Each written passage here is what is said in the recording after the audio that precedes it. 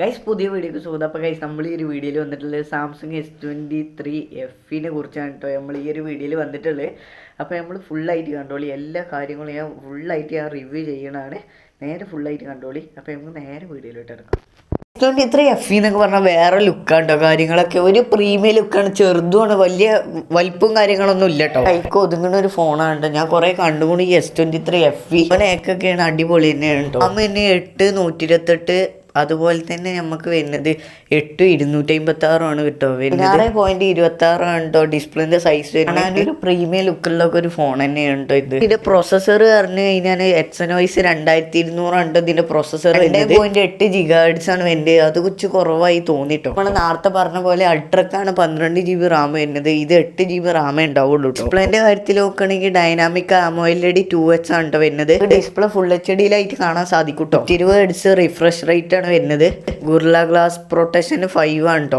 Real camera വരികയാണെങ്കിൽ 50 MB wide angle primary camera ഉണ്ടോ വരുന്നത്. 12 MB അൾട്രാ വൈഡും വരുന്നുണ്ട് കേട്ടോ. 10 MB ടെലപ്പോർട്ടോ അത് നമുക്ക് വരുന്നത് ഒരു 30H സൂമിങ്ങിനൊക്കെ ഉണ്ട് നമുക്ക് ഈ 8 MB ടെലപ്പോർട്ട് വരുന്നത്. 3H ഒപ്റ്റിക്കൽ സൂമും അതുപോലെ തന്നെ നമുക്ക് 8K നമുക്ക് വീഡിയോ ഒക്കെ റെക്കോർഡ് ചെയ്യാൻ പറ്റും കേട്ടോ. ക്യാമറ നമ്മൾ വരികയാണെങ്കിൽ 10 MB വൈഡ് ആംഗിൾ ലെൻസ് ആണ് കേട്ടോ വരുന്നത്. അതുപോലെ തന്നെ 4K 30 FPS നമുക്ക് റെക്കോർഡ് ചെയ്യാൻ പറ്റും. 4500 mAh ആണ് കേട്ടോ ബാറ്ററി വരുന്നത്. 25 വാട്ടിന്റെ ഫാസ്റ്റ് ചാർജിങ് USB ആണ് കേട്ടോ. Type-C ആണ് വരുന്നത്. USB എന്ന് അറിയാതെ പറഞ്ഞാൽ കേട്ടോ. 2023 ആയതുകൊണ്ട് അത്യാവശ്യം കുഴപ്പമൊന്നുമില്ല.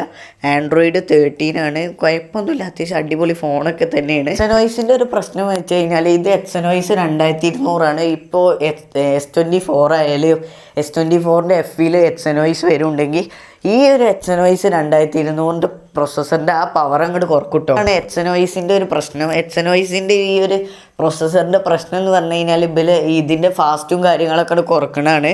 സ്നാപ്ഡ്രാഗൺ ആകുമ്പോൾ ഈ ഒരു പ്രശ്നം വരുന്നില്ല കേട്ടോ. സ്നാപ്ഡ്രാഗൺ ആകുമ്പോൾ ഇങ്ങനത്തെ ഒരു പ്രശ്നമൊന്നും വരില്ല.